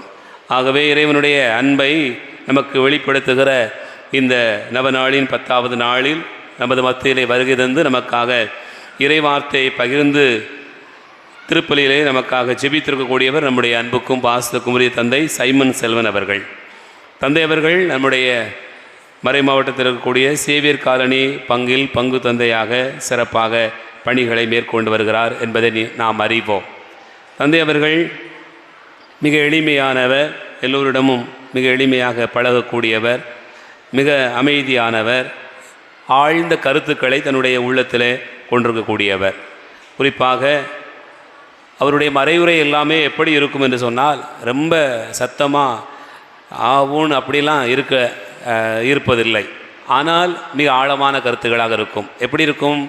ஒரு தந்தை தன்னுடைய பிள்ளைக்கு எப்படி அறிவுரை சொல்லுவாரோ, வாழ்க்கைக்கான நெறிகளை சொல்லிக் கொடுப்பாரோ, அதுபோல ஒரு செய்தியை பகிர்ந்து கொள்ளக்கூடிய மிக அற்புதமான ஒரு பணியாளர். கடந்த ஆண்டுகளிலும் அது மத்தியிலே வருகை தந்து நமக்காக இறைவார்த்தை பகிர்ந்திருக்கிறார்கள். இந்த நாளில் நம்மோடு கூட வருகை தந்து புனித அந்தோணியார் சந்தோஷமும் நம்பிக்கையும் பாக்கியமாய் இருக்கிறார் என்பதை எத்தனை உதாரணங்கள் என்று நாம் நினைத்து பார்க்கலாம். அவ்வளவு புதுமைகளை, அந்தோணியாருடைய வாழ்க்கையில் நடந்த புதுமைகளை மிக அற்புதமாக வாழ்வியல் செய்திகளோடு இணைத்து நமக்கு தந்திருக்கிறார். அன்புக்குரிய தந்தை சைமன் செல்வன் அவர்களுக்கு நம்முடைய நெஞ்சார்ந்த நன்றிகளையும் வாழ்த்துக்களையும் அன்போடு தெரியப்படுத்திக் கொள்வோம். அன்பார்ந்தவர்களே, இந்த நாளில் இந்த திருப்பலியை நமக்கு நாம் அனைவரும் இணைந்து ஜெபிப்பதற்கான நல்ல சூழ்நிலை ஏற்படுத்தி கொடுத்திருக்கக்கூடியவர்கள் பூக்காரர்கள் மற்றும் பங்கு பேரவை உறுப்பினர்கள்.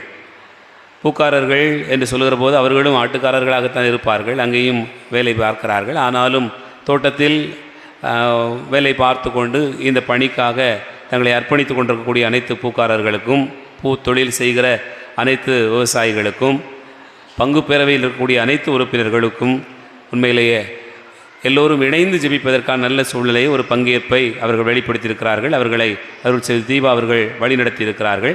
அது வழிநடத்தி அருள் செய்தவர்களுக்கும் பங்கேற்றுக் கொண்ட பூக்காரர்கள், பங்கு பெற உறுப்பினர்கள் அனைவருக்கும் நம்முடைய நெஞ்சார்ந்த நன்றிகளை கரம் தட்டி அன்போடு கூட தெரியப்படுத்திக் கொள்வோம். அன்பார்ந்தவர்களே, நாளைய தினம் நம்முடைய திருவிழாவினுடைய மிக முக்கியமான நாள் என்பதை நாம் எல்லோரும் அறிவோம். நம்முடைய ஆண்டவர் நம்முடைய நம்பிக்கைக்கு அடித்தளமும் ஆதாரமும் எல்லாமுமாய் இருக்கிற நற்கருணை ஆண்டவரை நம்முடைய வீதிகளில் நாம் எடுத்து வரவிருக்கிறோம். ஆகவே திருவிழாவினுடைய 11வது நாள் இந்த திருப்பலியிலே சிறப்பாக நம்முடைய பிள்ளைகள் 15 பேர் முதல் திருவிருந்து பெறுகிறார்கள். திருப்பலியிலே நாம் கலந்து கொள்ளுகிறோம். அதன் பிறகு நற்கருணை பவனி வந்து சேர்கிற நம்முடைய ஊர் மைதானத்தில் வைத்து சிறப்பான மறையுரை, பகிர்வு, ஜெபம் எல்லாம் ஏறெடுக்கப்படவிருக்கிறது. ஆகவே புதுநன்மை சிறார்கள் நாளைய தினம் திருப்பலியை சிறப்பிக்கும் விதமாக அருட்சகோதரி புஷ்பா அவர்களோடு இணைந்து அதற்கான திட்டமிடுதலில் மிகச்சிறப்பாக பங்கேற்பு செய்ய அன்போடு கேட்டுக்கொள்கிறேன். நாளைய தினம் நடைபெறுகிற நற்கருணை பவனிக்கான எல்லா ஏற்பாடுகளையும் ஒரு பெரியவர்கள் முறையாக வழக்கம் போல சிறப்பாக செய்திட அன்போடு கேட்டுக்கொள்கிறேன்.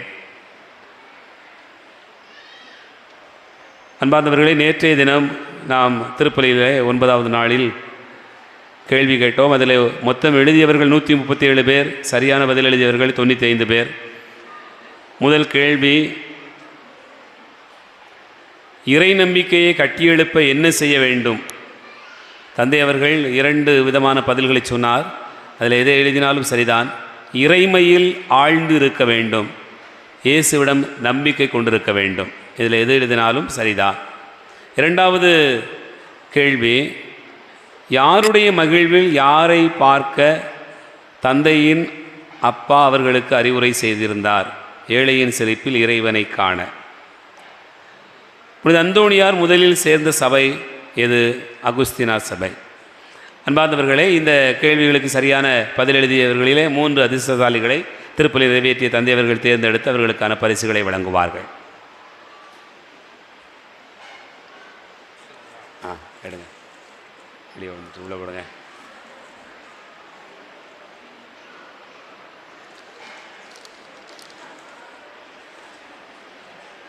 அன்னை தெரசா அன்பியம் ஜெரின்.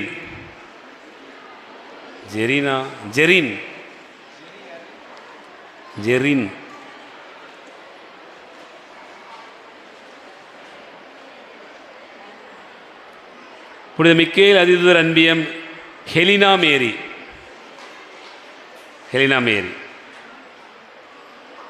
குழந்தை தெரசால் அன்பியம் ஜெருஸ்கா.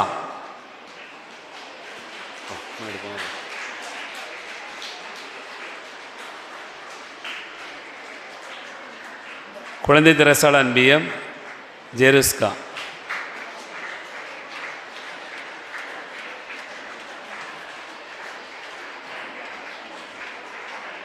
எடுத்துட்டு வர ஆள் பரிசு வாங்குறது வர ஆளா?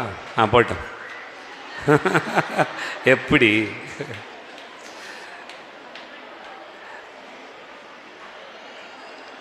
அன்பார்ந்தவர்களே, இன்று தந்தை அவர்கள் ஆற்றிய மறையுரையிலிருந்து மிக எளிமையான கேள்விகள், 3 கேள்விகள். முதல் கேள்வி, கோடி அற்புதர் எப்படி ஜொலிக்கிறார் என்று தந்தை கூறினார்? கோடி அற்புதர் எப்படி ஜொலிக்கிறார் என்று தந்தை கூறினார். 2வது கேள்வி, அந்தோணியாரிடம் விளங்கிய 2 பண்புகள் என்ன? அந்தோணியாரிடம் விளங்கிய 2 பண்புகள் என்ன? 3வது கேள்வி, அந்தோணியாரை புனிதப்படுத்திய 4 கூறுகள் என்ன? அந்தோணியாரை புனிதப்படுத்திய 4 கூறுகள் என்ன? நாளைய தினம் இந்த கேள்விகளுக்கு சரியான பதில் எழுதி போடுகிறவர்களுக்கு பரிசு வழங்கப்படும் என்பதை அன்போடு தெரியப்படுத்திக் கொள்கிறேன்.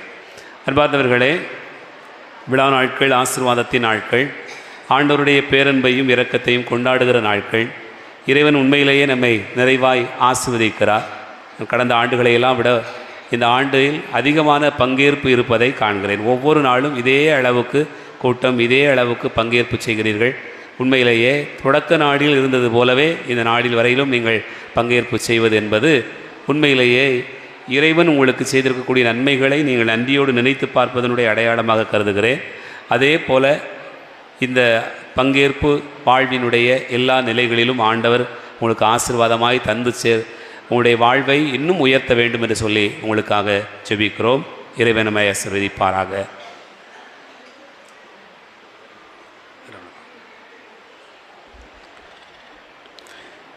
எல்லாரும் எழுந்து நிற்போம். இறைவனுக்கு நாம் நன்றி கூறுவோம். கிறிஸ்து இயேசுவில் அன்பிற்குரியவர்களே, கோடி அற்புதர் புனித அந்தோணியாருடைய அன்பு பக்தர்களே, இந்த திருவிழாவில் என்னையும் அழைத்து இந்த திருப்பலி நிறைவேற்றுவதற்கு உதவியாக அமைந்த உங்களுடைய பங்கு தந்தை, என்னுடைய அன்பு நண்பர் அந்தோணி யாகப்பன் அவர்களுக்கு நெஞ்சார்ந்த வாழ்த்துக்களையும் இங்கு வந்திருக்கக்கூடிய அனைத்து மக்களுக்கும் உரித்தாக்கிக் கொள்கிறேன். ஆண்டவரது திருச்சட்டத்தை இரவும் பகலும் சிந்திப்பவர் உரிய காலத்தில் அதன் கனி தருவார். அல்லேலூயா. ஜெபிப்போமாக.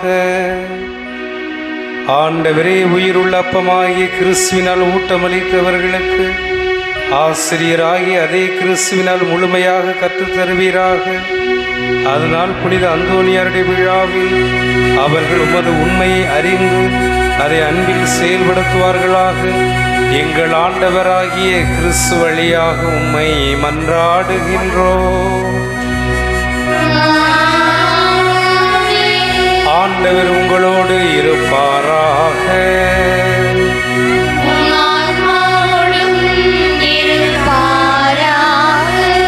எல்லாம் வல்ல இறைவன் தந்தை, மகன், தூயாவியார் உங்கள் அனைவரின் நிறைவாய் ஆசீர்வதிப்பாராக.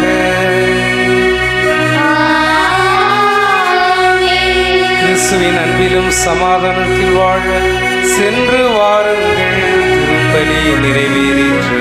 அல்லேலூயா, அல்லேலூயா, அல்லேலூயா.